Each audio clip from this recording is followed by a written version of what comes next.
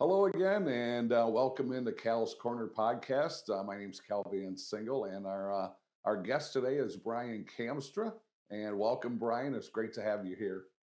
Thank you, Cal. It's great to be here with you. Yeah, I tell you what, looking forward to this. This is already episode 18 for Cal's Corner Ministries, the podcast that I do. So quickly want to highlight our sponsors. So we have a title sponsor now, which is Sherpa Leadership Group based out of by Ludington, a little town called Scottville.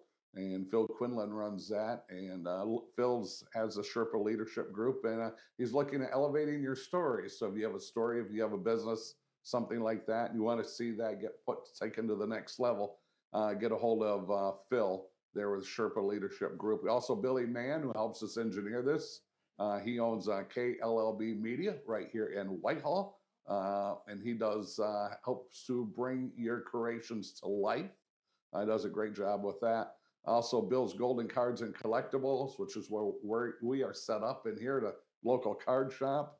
Bill Welch just does a great job here and is very kind to let us use this room. Also, Van Dyke Mortgage. So, yeah, so Brian, we are going to jump right into it. So quickly, Brian, tell everybody what you do for a living. Well, right now I work for a organization that does prison ministry, and I'm responsible for the international side of that prison ministry. So we are working with representatives in probably over 24 different countries around the world, and throughout Asia, Africa, Latin America, Oceania, all over the place. So there's prisons all over the world, and I get the opportunity to travel and visit these representatives. Yeah, you recently just got home from where? I just got home from visiting. I was in Africa, so I visited South Africa, Uganda, and Kenya. And so everywhere I go, I travel, I seem to end up in prison. Wow. And you're not fighting jet lag at all, I'm sure. No, I was up at 3:30 this morning, ready to meet you. Ready to go. Yeah, thank you for not calling at 3:30. So, all right, let's get going here. So, Brian, tell me the early years of Brian Kamstra. What did that look like? Yeah, the early years. We grew up on the northwest side of Grand Rapids, Michigan, and we, had a great family. I have an older brother and older sister. We grew up out in the country area, but our family was always pretty close. But also living out in the country, you don't necessarily have close neighbors. Mm-hmm. So trying to find a good friend group around you was pretty difficult for me. But our family was pretty involved in our church. We would end up going to church. Back then you went to church in the morning and you went to church at night, and you had Sunday school after the morning service, and youth group after the evening service, and you had a midweek thing, and went to Christian school and all of that. So I felt like I was pretty indoctrinated into church, but also that ended up becoming a pretty good friend group for me as well. All right. What high school did you go to? I went to Calvin Christian High School in Granville. After I started out going to Westside Christian, and they only went to 8th grade. Okay. 9th grade at the time, and then transferred over to Calvin Christian. What year did you graduate? 1987. 10 years behind me. I was 77. So, yeah. What about college? Where did you go to college? And then college, I ended up going to Davenport College. Okay. Yeah. Yep. So what was your degree in? My degree was in marketing, business and marketing. Business degree, but also with a marketing focus as well. So gotcha. Really enjoyed the college years. Probably more so than the high school years. That was the time for me to really, I think high school was difficult for me just because I was trying to figure out the practical application of everything you're learning in high school. And, when you get to college, it was really, all my grades went up, everything. I mean, everything changed for me because it was actually something that I was really interested in. Yeah. Yep. Something more enjoyable. Yeah. Yes.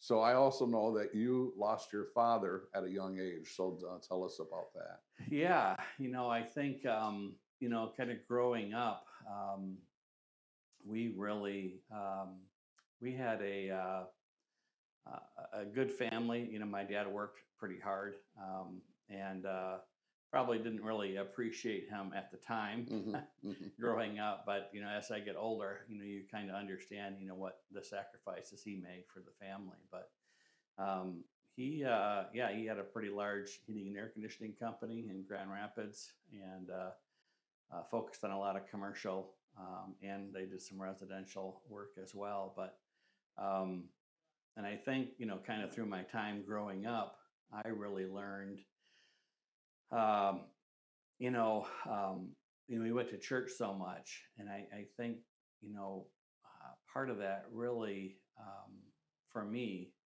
it really I began to question. We would go there, but then it seems like we would talk about things, but we would never go do them. We would never implement what we were learning at church. Okay. And so I struggled with that, and so that kind of really began getting me a little bit more involved in how do we start putting some of that stuff into practice? How do we start living that out?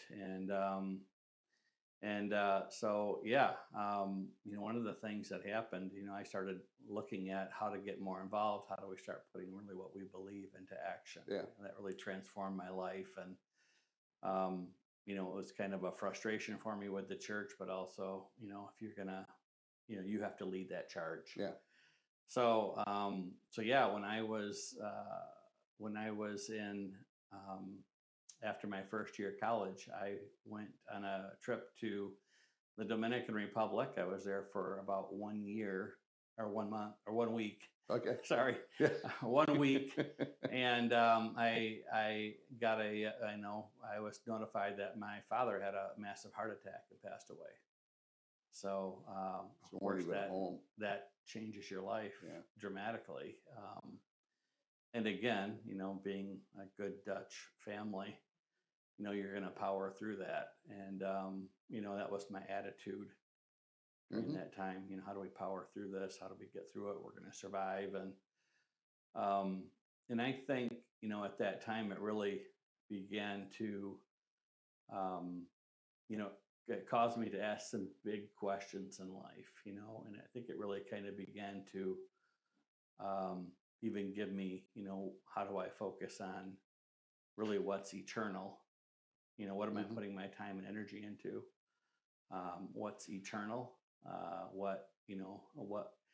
noticed a lot of things in life that probably really didn't matter, but the relationships with people are something that did matter. And so I really wanted to spend more time with people and focusing more on the things that were, I would say, eternal in nature. And so that was probably a big impact of my father's death, and also really just kind of clinging on to that hope that we have in Jesus Christ, that someday we'll be reunited.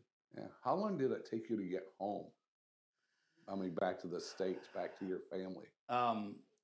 Well, yeah. Do you remember that? That was from when my dad died. Yeah, from when you were gone. Yeah. And then how long did it take you I to was get back? notified in the morning, and then we were, fortunately, we were able to catch a flight out Yeah. fairly quickly. Okay. And then they ended up, somebody had some connections. They flew a jet down to Miami to pick me up. So after Miami, it was 2 hours, and I was back in Grand Rapids. So that was, that was a blessing, just to be home quickly with family and not to have to worry about that, and to be reunited and, kind of go through that grieving process together. And that's kind of why I asked that question, because I thought maybe depending on where you were, might have taken you 2 to 3 days to get home. But wow, you got home quickly. Yeah, which, it like was you said, it's a blessing. a big blessing to be home and to be with family. And Mm-hmm. the year before that, my brother and sister both got married in '87. Yeah. So I graduated from high school. My brother got married, and then my sister got married. And so, yeah, my mom and I were the only ones at home at the time. So, well, and my dad. And so, yeah, it was kind of important that I really wanted to get home and Yeah. be with my mom. Yep. Yep. And your mom's still alive. My mom is still alive. I Yeah. was able to go visit her yesterday and Mm-hmm. check in on her. She recently moved to an independent living place, so Mm-hmm. we're excited about that. She's doing pretty well. Wonderful. So prison ministry. I kind of know about I mean, we're in the same Tuesday night men group when we're Yeah. both there. Yep. And I've known you now probably 5 or 6 years. Yep. But tell everybody prison ministry, what that is, how does that work, the places you've been. Give us the Yeah. rundown on the prison ministry. Yeah. Prison ministry. Maybe I'll back up a little bit. Yeah, that's fine. And share a little Please. some interesting stories. Yeah. I mean,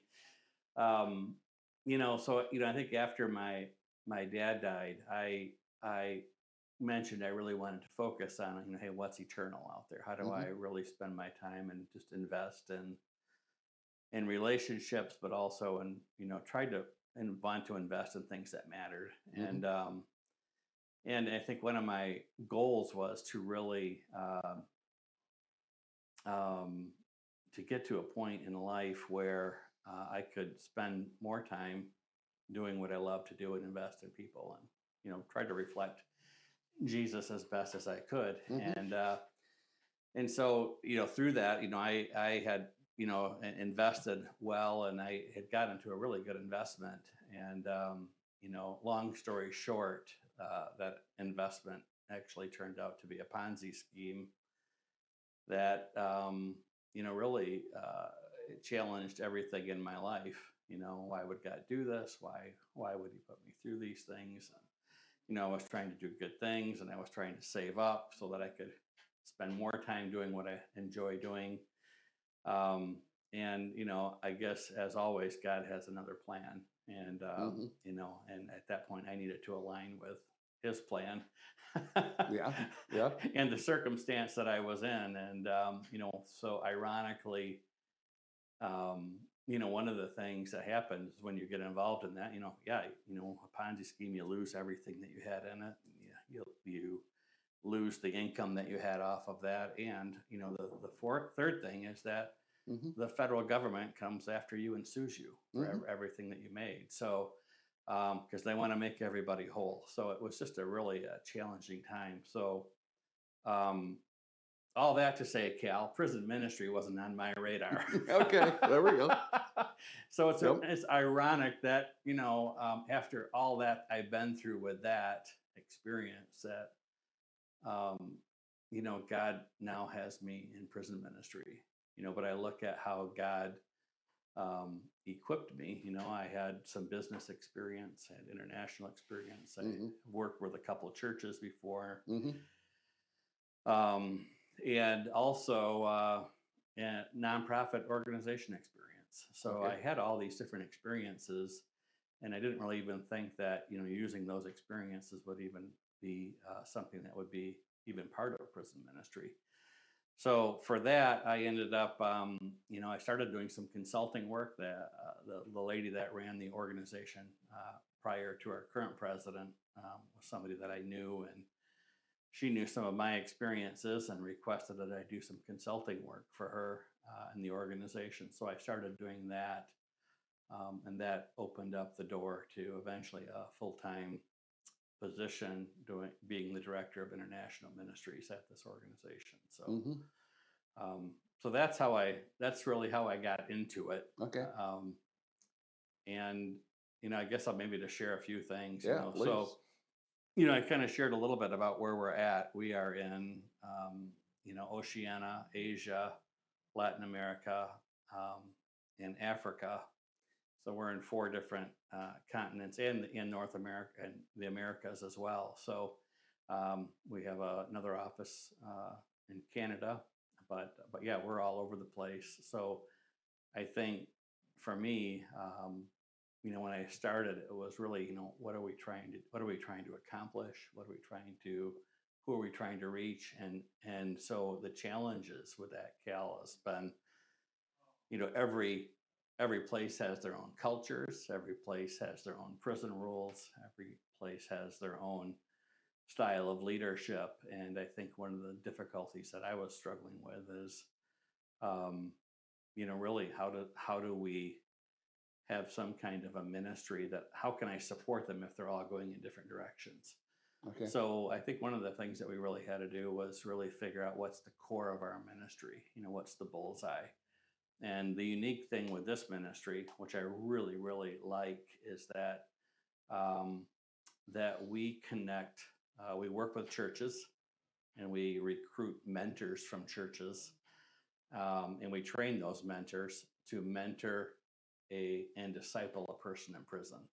So I love what we do. We work with the churches, we disciple mentors from those churches, and then we work with the prisons, and then we call them our students, to find people that want to go through our courses, and we match them up. So they'll have the students will have a lesson. We'll send that student a lesson. They will complete it. They'll send it back. The mentor will go over that lesson. They'll review it. They'll make comments on it. And none of that is meant to shame the student or come out and say you're wrong. But, where a teacher might do that, but a mentor is really there to influence. Hey, you know what? I noticed you wrote this answer down. Yeah. Why don't you look at these verses in the Bible? So it really, it's really a great program because it kind of puts that student and mentor almost on a peer level, where they are just working together, going through the Bible and developing more of a Christ-centered relationship than anything else. So the other unique thing about our ministry is that with each returned lesson, that mentor will write a full-page letter of encouragement. So the student in prison will get a letter of encouragement back with every lesson. So that's a pretty unique. It's a unique. It's a unique ministry. Some of the challenges that we face right now, just even around the world, is that first of all, can we get mail into the prison? Can we recruit students from the prison? So those have been some challenges, I would say, that we have. Every country has different rules. In the United States, we have, the county jail, the state prisons, and the federal prisons. So you have a lot of different things there as well. But yeah, well, so the thing that I was trying to do when I first started was really how do we develop that that bullseye of what our program is. So it's a mentoring program where they use our lessons to study God's Word along with their Bible, and they get a full-page letter of encouragement. So I've been really spending a lot of my time in the last 2 years around the world trying to make sure that every student gets that full-page letter of encouragement. Every student has a good quality mentor that's encouraging them and discipling them. So it's been a little bit of a challenge, but it's also been rewarding once we see that becoming to get implemented around the world as well. Yeah. So I have two questions. One I want to ask right now. The other one I'm going to ask, but I want to talk about it later. First one is, this is the one I want to talk about now. How many different translations of Bibles do you are you presently working with? Because you're all over the world, all these different translations. How many different translations? And, where do the Bibles come from? That's a great question. So we are currently, I'll just say this right now, we're in 10 different languages around the world, and we have. And depending on what country they're in, will most likely sometimes depend on the Bible translation version. Yeah. Is it NAV, like a King James? We have some standards, but we're not always able to get that version of the Bible in a particular part of the country. We really try to get our Bibles locally if we can. For a while we were shipping lessons from our office around the world, and what the price of gas is now, and with inflation, I mean, it can cost anywhere from $15 to $20 a pound So we might be able to buy a Bible fairly inexpensively here, Hmm. but to ship it over there, Yeah. it's expensive. So so we've really focused on, as much that we can. How do we buy Bibles in the Yeah. country that we're in? And now we're also really trying to focus on how do we print those lessons in the country. And so now that's saving us money, which allows us to invest those funds into ministry expansion. Any idea on an average how many Bibles you put into prisons in a given year? Um, I want to say organization wide, I think it's over 10,000. Wow, Yeah, that's amazing. I think it's close to 10,000. Gotcha. I could be wrong on that, but I believe it's right Yeah. around that 10,000 mark. Yeah. Yeah. And then you have organizations that will help you financially. We That will, yeah, a like lot give of you a times break or something. we Yeah. rely on our donors. Yeah. And many times those donors are mentors. And it's interesting, an interesting thing that we've discovered. Our vision at our organization is that we want to see lives, prisons, and churches transformed through Christ-centered relationships. Hmm. So, and I think one of the things that I've really enjoyed seeing is that when a mentor begins writing a student in prison, a lot of times that mentor discovers, hey, this guy didn't grow up like I grew up. This guy had a bad set of circumstances. Hmm. Whether it's abuse or whether it's alcoholic, addictive parents, you name it. And so what we're seeing is it changes the mentor's heart. It changes the mentor's perspective. Where when I grew up, it was always, well, lock them up and throw away the key. Yeah. Right. Yeah. I'm sure you've heard that expression Yeah. before too. And based on some of these stories that I've heard, I feel terrible about even thinking that way. Hmm. Everybody has a different story. Yeah. You don't know what their story is or what their upbringing was. Hmm. And it's not like you can necessarily choose who your parents are or choose your upbringing. So it's been eye-opening for the mentor to learn and get a glimpse into prison and get a glimpse into somebody's life that maybe didn't grow up like them. And vice versa. Now all of a sudden the student maybe finally has one person that cares about them. Right? Yeah. So now they're like, I never had that in my life before. Yeah. I never had anybody that wrote me. That's Mhm. the first letter that I ever got. So, so you're seeing that transformation happen not only in the student's life but also in the mentor's life as well. Yeah. And that begins to transform to, it starts to change the churches. What's the role of the church? Yeah. How do we reach these men and women for Christ? And it also starts to transform people in prison. We've had Yeah. we've had some of our students really begin to focus on, okay, if this is real and I'm going to commit my life to Christ, I want to tell other people. Mhm. So they're recruiting people for us in the prison as well. Hmm. Yeah. So, Do you see where students have become mentors and then yeah, and then gone on and done great things? I'm aware of a person that got out of prison, and he is one of our mentors now. Okay. Yeah, it's really great to see that. And but yeah, we see students become they are our number one recruiter. Yeah. We send cards out with lessons called spread the word cards, and they can pass those out to their friends and sign them up for the program as well. So it's Mhm. it's a neat program, and it's really fun to see the students really take a hold of that and take Yeah. initiative as well. You've been in prisons Yes. Yeah. all over the world. Tell us some of your stories about being in. I'm sure they're not all the same. Yeah. So what are some of give us a story or two about some of maybe the rougher, darker prisons that you've been in that Yeah. maybe aren't very nice. I know I just got back from Africa, but I want to start in a Colombian prison. Okay.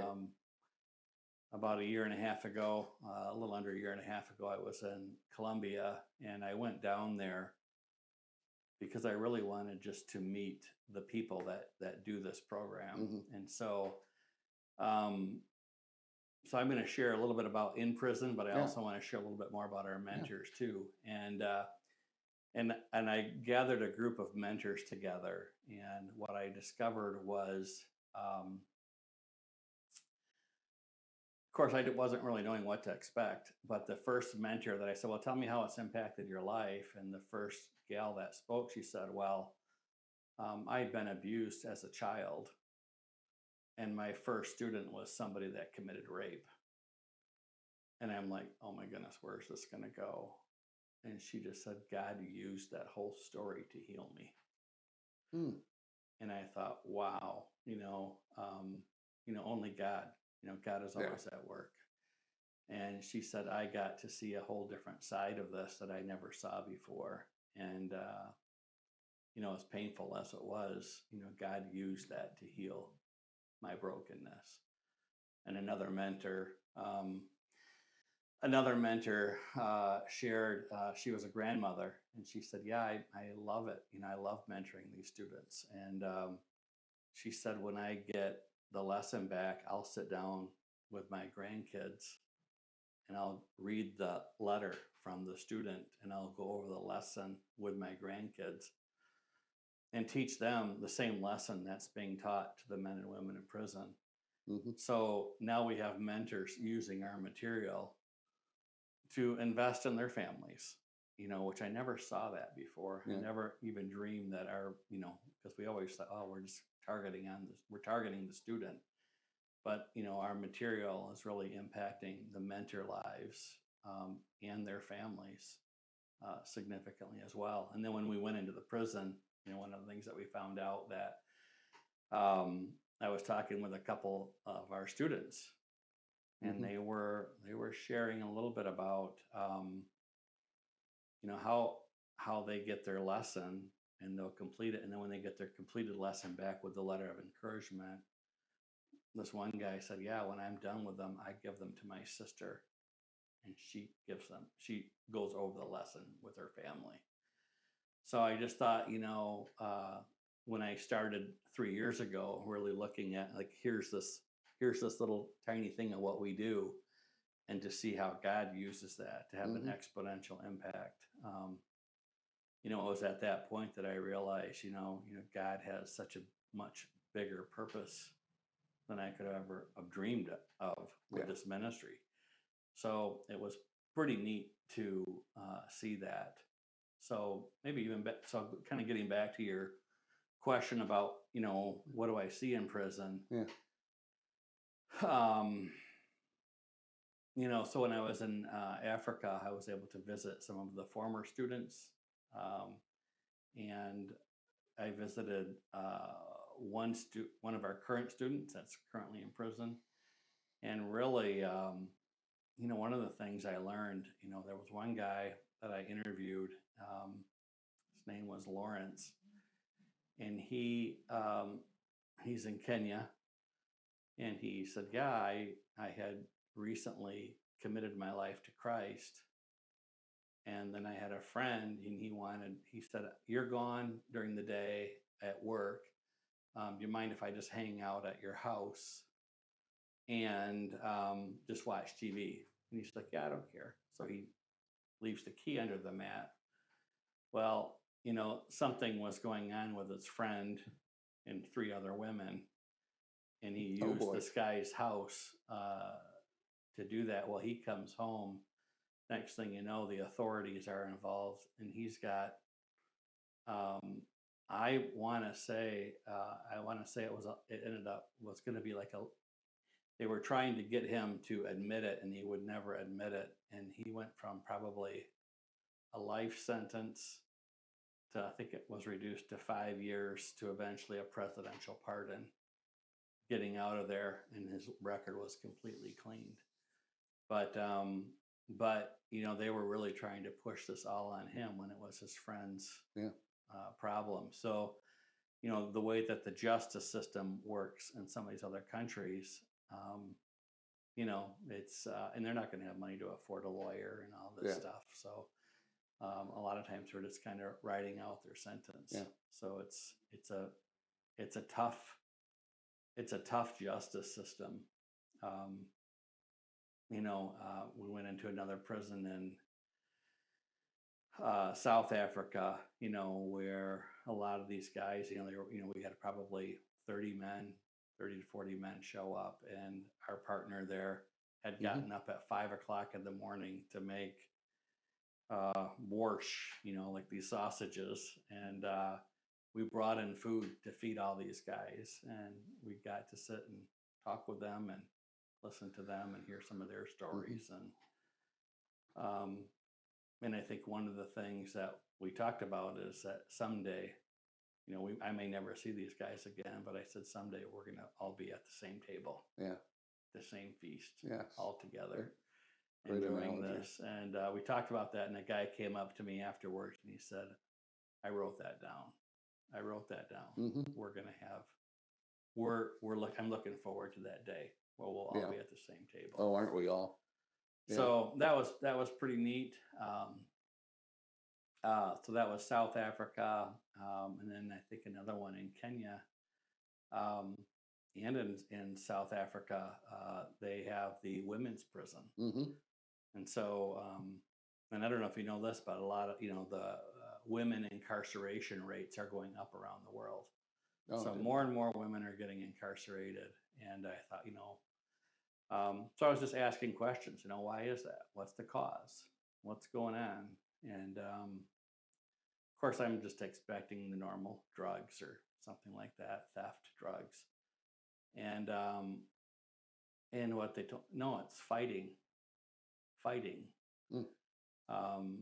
And so I dug a little deeper, well, if the husband comes home drunk, or if they're in an abusive situation, or maybe the husband will come home drunk, the wife will push the husband off or something.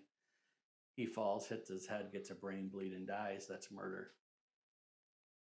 So now you have a woman that is spending the rest of her life in prison. Just trying to defend herself. Not necessarily intentionally, trying to kill somebody, but so a lot of very unfortunate situations for women, and again, there's obviously people that belong in prison and maybe need to stay in prison, so I'm not saying everybody's like that, but for the majority, I think there's a lot of times where they messed up once, and now they're serving lengthy prison sentences, where they maybe have already learned that lesson, and it'd be good for them to get out and move on. So, I think the other thing that I'm trying to remember some of the other situations that we were in, but I talked with I was able to interview a student in Kenya, and she said, she was a teacher, and her reply was, never in a million years would I have ever dreamed that I would be in prison. I don't know what she did. We don't typically ask that, but a lot of times it's just that one little slip up, and now all of a sudden your life changes. So, I think the other thing that it underscored was the importance of our ministry, the importance that people in prison know that there's somebody that cares, that there's people in prison that know that there is a God, there is a Savior, there is forgiveness, that the lady that I interviewed that was still in prison, she said, I'm not a prisoner, I'm a child of the King. And to me, that was pretty neat to hear. What is your identity? Your identity is not that you're a prisoner, you're a child of the King. Yeah. So, is there a lot of corruption in these prisons, and that you see kind of all over the world, or the ballpark are they run mostly legit, for lack of better words? Yeah, I think I think it all depends on the country. Yeah. I think there's a lot of, yeah, I would say every country is different. Okay. I think there's, the prison, the prison, it, it it's the incarceration system is an industry, right? Hmm. So um, you have people that make a lot of money off of the prison industry. You Yeah. have maybe tablet providers, you have the commissary, you have all the phone calls, Yeah. which maybe they're $1 a minute. I don't know what they are. But so there's and then you have, public prisons, government owned and private prisons. Hmm. So you have a variety of different prisons, and whether you like it or not, it's an industry that, people make money off of it and they don't want it to go away. So, I mean, if you let people out of prison, people are going to lose money. So, I mean, that's the same thing, I would say, in the United States and even possibly around the world. Yeah. And so it's not necessarily how do we keep bad people in prison, but how do we get the good people out that have already learned that lesson? Have you ever walked into a prison? So let's say you go into a prison in the United States or a county jail. Mhm. You probably walk in there knowing that someone's going to come back in 45 minutes and let me out. Yeah. Pretty safe about that. Yeah.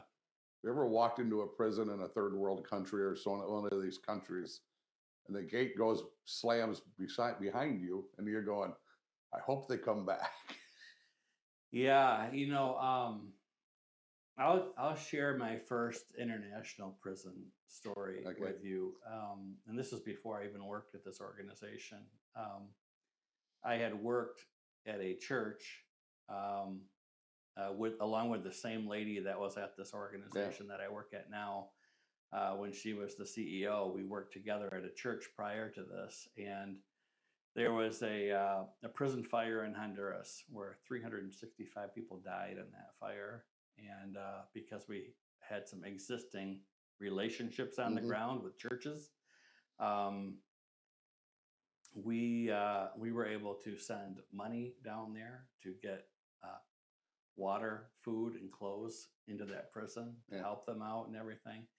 But the interesting thing was, this happened on Valentine's Day, and 2 weeks after that, we had a group heading down to Honduras. So within 3 weeks after this prison fire, we were able to enter that prison. And so this was my first experience going into a prison.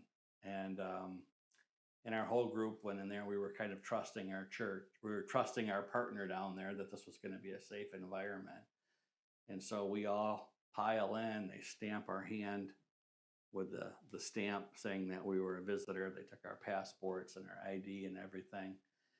And, you all file into one door and they put the padlock on it, and then they walk over and they unlock the other door and they release you. And, and I'm looking back like, how come you're not coming with us in here?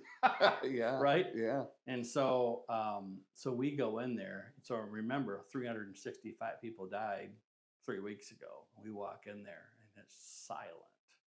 It's just quiet, which I'm like, and we're bringing in, the church is getting set up.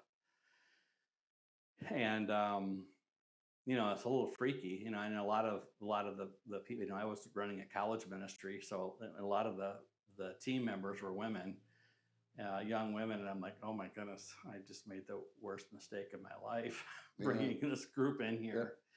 Yeah. 2 women wanted to be walked out. So I told them, I said, if you feel uncomfortable, I'll take you out. Yeah. And so I took 2 of them out, and then the rest of us stayed. And the church was getting set up. They were setting up the band and everything. And all of a sudden they got started, and these people in prison just sang at the top of their lungs. And I thought, all the anxiety, to see them raising their hands. Yeah. Pray. I mean, for all they know, that fire could have consumed their life too. Yeah. And so it really took out all the anxiety away.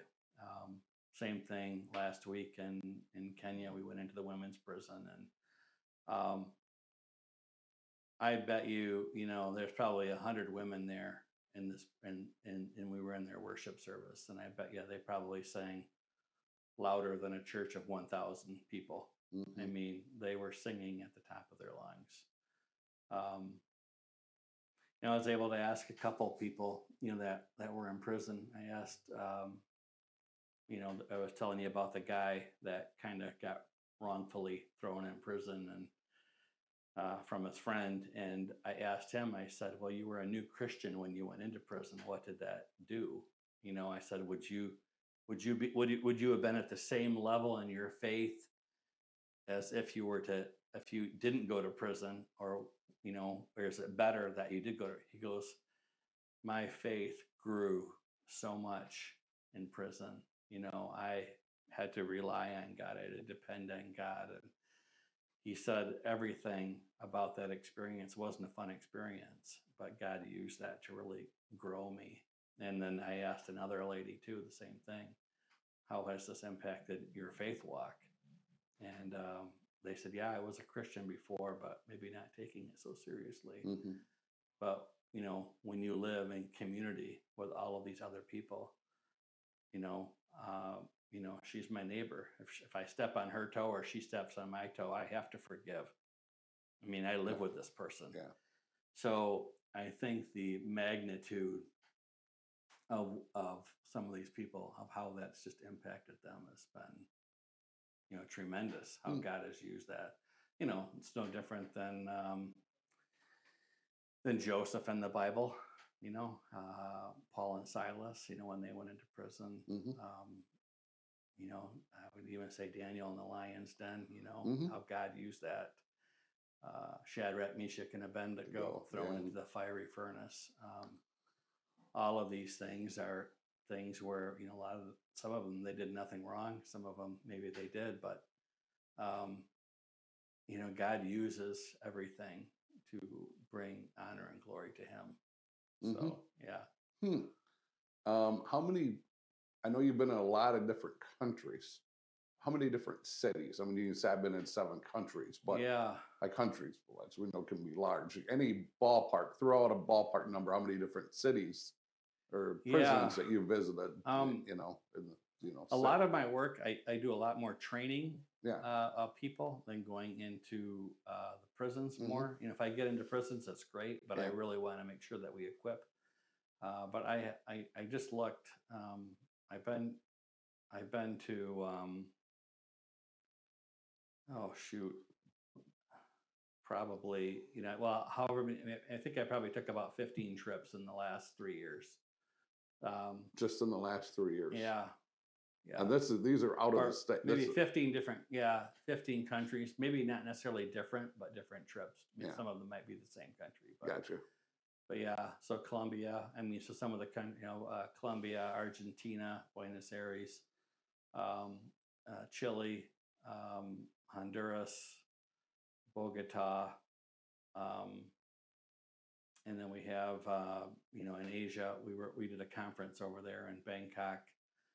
We have a few countries over in the Asia region. I haven't been over to Asia very much. And then this last trip was right around Johannesburg area and Pretoria area, and then in Uganda, and throughout in the Kenya region as well, or the Nairobi area. So yeah. Wow. So you mentioned something about you just came back, and 90% sure you said the country was Oceania. Yeah, so Australia, New Zealand, as that, but otherwise the Africa areas where I was just at. Was there a small country that I've never heard of Oceania? I've heard of Oceana County, which is where we're in, I believe. So Oceania would be the region of Australia, New Zealand, kind of Fiji, some of those countries around Australia. So so that's our Oceania region. And we're filming this in Oceana County. Yeah. I know, and they're spelled differently too. Oh, they are? Yeah. Okay. Yeah, because I made the mistake of spelling it how we spell it, and I was quickly corrected. Gotcha. So I wonder if there's a relationship there. That's Yeah. kind of Yeah, I don't know. I coincidence. don't know. But yeah, we have some pretty strong leaders in Australia Okay. right now. We had some leadership changes there, and they're really trying to reach out to Papua New Guinea. Hmm. One of our biggest challenges, I said that we have 10 languages, but then, another challenge that you have in prison is the literacy rates. People that they might not understand, they might not be able to read, they might not be able to write, so then you need somebody else to kind of help that person. Yeah. So we're also looking at, hey, how can we make our lessons, a little bit more relatable? How do we start addressing some of that? So those are some of the challenges that we're struggling with a little bit right now too, is just some of the literacy challenges in prison. Yeah. Huh. Okay. I didn't Yeah. know that. All right. So if you wanted to, here was my question. If you wanted to get involved financially Yeah. with who you work for, so Yeah. tell us the name of that organization. Yeah. I So haven't I asked work. that, but if you want to get involved financially, how do you do that? Yeah, I work for Crossroads Prison Ministries, and our website is cpministries.org, cpministries.org, and there's a donate button right on there. Okay. So yeah, it's a great organization. There's times where I think, oh my goodness, which direction am I going internationally? Are we making any advancements forward? And then I read these letters from students, and I just see, I just know that God is at work. Yeah. I can see transformation happening. Yep. And again, not just in our students, but also the mentor lives as Yeah. well. So it's really been a blessing. It's been a real Yeah. blessing to see how God's using this ministry, and we're hoping to expand it.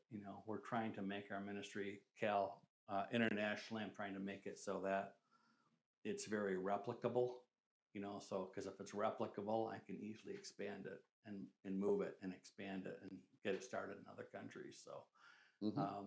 right now, I mean, if we're looking for like a prayer request, Yeah. I'm working on a software package that people can use around the world to Okay. keep track of the students and keep track of where they're at with their lessons. And so that's under development right now. And the idea behind that is that, it would actually even be used to print lessons so that we wouldn't have to ship lessons or even go to printer. They could print it on their own laser printer. Mm. So we're really trying to figure that out. So if I can get it all done on a software system and they can access it online, this makes our ministry almost available worldwide, or at least in the languages that we have lessons, makes it readily available. Can I ask what's your yearly budget? I mean, if that's Yeah. maybe that's private information. No, that I no, don't it's know. not. We have about a $3.5 million budget, Wow. and a portion of that is for the U.S. domestic operations. Mhm. And again, so for the United States, we do it. It's a little bit different internationally. Yeah. The United States, we rely on the postal system. So we have about a $500,000 budget for postage. Wow. I mean, that keeps going up. It keeps going up. Yeah. And internationally, a lot of these countries don't even have a good postal system. I mean, or if they do, it doesn't work well, and they can't afford it because they don't even Gotcha. have the income to sustain it. So internationally, they're really working at having a good relationship with the prison. Yeah. Or the prison officials, and they will take the letters from the mentors, drop it off to the student, and along with the new lesson, take the completed lesson back to the mentor. So it's all done manually. So they bypass. So that's the only way that we can really do this internationally. A lot of it's all done with either a courier or somebody from the church will drop the lessons off and pick them up and bring them back and forth. Okay. 2 more questions for you. First one is, we're going to start with this, then we'll finish with the second one. The first one was, tell me something funny about prison ministry that you've experienced, and then I want to talk about your family.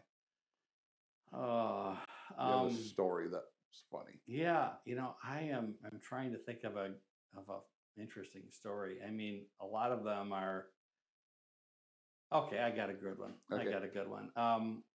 This is going to be before I worked at this organization.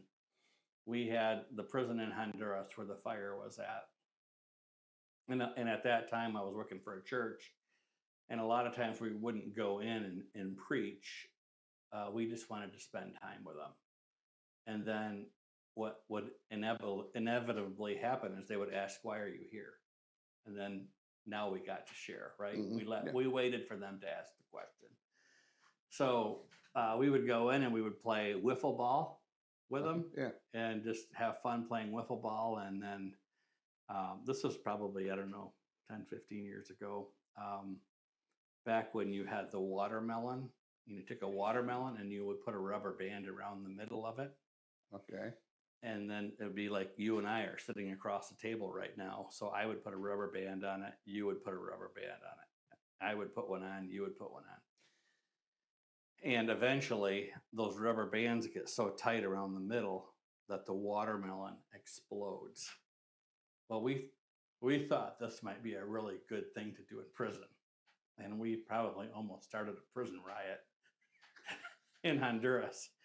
And when that watermelon exploded, watermelon just went everywhere, and they were chucking watermelon at each other, and you never heard so much laughter and joy,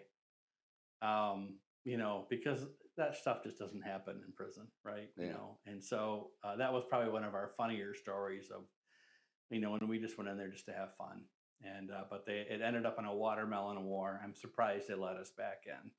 But we really enjoyed that, and I think they enjoyed it as well because it kind of showed a human side to everybody, where let's just have fun together, let's care about each other. So that was fun. That was one of our funnier moments in prison. I've never heard that about a watermelon. Nor will I try it. I will show you on YouTube. You can Google watermelon rubber band. I will do that tonight. Yes. But yeah, the watermelon truly does explode and it goes everywhere. But yeah, a lot of laughter, a lot of fun, and when I was down there, just this past December, I asked a person who was still in that prison. I said, "Do you remember the watermelon?" And he started laughing.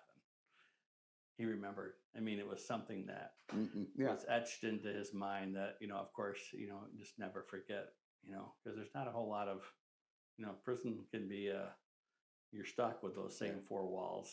And so when you bring in wiffle ball or when you bring in something fun or something different, they remember that. So as we wrap this up, tell me about your family, your wife and your family. Yeah, so I couldn't do this without my wife. Right. Obviously, my better half, and she is a nurse. She works at Corewell Health in the oncology outpatient at Lemon Holton, and she's been a huge support through all of this. She is wonderful. I can't. She's been with me on a couple of trips before. People ask me, does she come with me? And, her preference is that she doesn't mind going with me, but she doesn't want to sit and listen to me talk and do training all day. Right. Yeah. So, but anyway, so Nancy's been incredibly supportive of what we do. And I've been, thoroughly thankful to God for her and for that support as well. And we have two kids. I have a daughter, Brittany. She's just left a position in youth ministry at a church, and my son Bryce is engaged to Angelica. He's in the construction business, and they're going to be getting married in May. Okay. So we're looking forward to that wedding as well. So, and you've had some girls live with you and your family from Honduras, I believe. Correct? Yeah. Over the years, we've had some people live with us from Honduras. I've known them since they are 4, so they're now in their late 30s, and one of them is here living in the States and was kind of in a bad situation, and we were able to kind of invite them into our house and kind of work with them to get them moving in a good direction. And so last year we saw, one of our Honduran daughters get married, and we're so excited about how God worked in that whole situation. Good Christian family, and really pleased about that. And then we have another one that I would also consider our Honduran daughter that's also still living in Honduras as well, and really proud of her and the work that she's doing. She's working for a school right now, and pretty neat to see how God has been working in their lives as well. That's awesome. That's awesome. So as we wrap this up, anything you want to add? First of all, thank you for just letting me come on Cal's Corner. Thanks for saying yes. I appreciate it, and I think I was able to go. They asked me to say a few words at the Langata Women's Prison in Kenya, and maybe one of the things that I shared there was I talked a little bit about Moses and the Israelites when they left Egypt, and what's interesting is God told Moses where to take the Israelites, and where he said was take them right up to the Red Sea. And you know what happened when they got to the Red Sea? Who was behind them? The Egyptians, right? Yep. But God said take them right there. And so the Israelites were, they were like, oh my goodness, we're all going to die here. Why'd you take us here? We should have just died in Egypt. And the whole point, it wasn't even necessarily for God to show them, oh, look, I can part the Red Sea. But it was really, that whole thing was, God wanted to show them who he was. And he wanted them to put their faith and trust in him. Even after he had just performed all those 10 plagues, they were still doubting God. And I thought, in all of my life and some of the things that I've been through, and whether you're in prison or whether you're going through a difficult time right now, I think the thing that I've realized is that God is always at work. He's always at work. He's always fighting your battles, and, with the Israelites, he said, you just need to be still. Let me handle this with the Egyptians. And then overnight, he parted the sea, let them cross on the dry ground, and then crashed the sea on his enemies. And those are the things we don't see. We don't see what God is doing behind the scenes. And I'm beginning to see more, as the older I get, I'm beginning to see more and more of that. And the irony that some of the stuff that I've been through in my life, and now I'm doing prison ministry. So, gotcha. But so grateful to God for what I'm doing. It's not I have to go to work in the morning. It's I get to do this, and it's a real privilege. Yep, awesome. So once again, Brian Kamstra, thank you very much. Thank you to our sponsors, our title sponsor, Sherpa Leadership Group, because can't do this without them. KLLB Media right here, Billy Mann right here in Whitehall. Bill's Golden Cards and Collectibles, got a great card shop here, and we're kind of in a back room here for here at this place on Van Dyke Mortgage. So want to thank our sponsors. Thank you, Brian and Billy, our engineer. And this is you're listening to Cal's Corner, episode 18. And thank you very much for tuning in. Have a blessed day.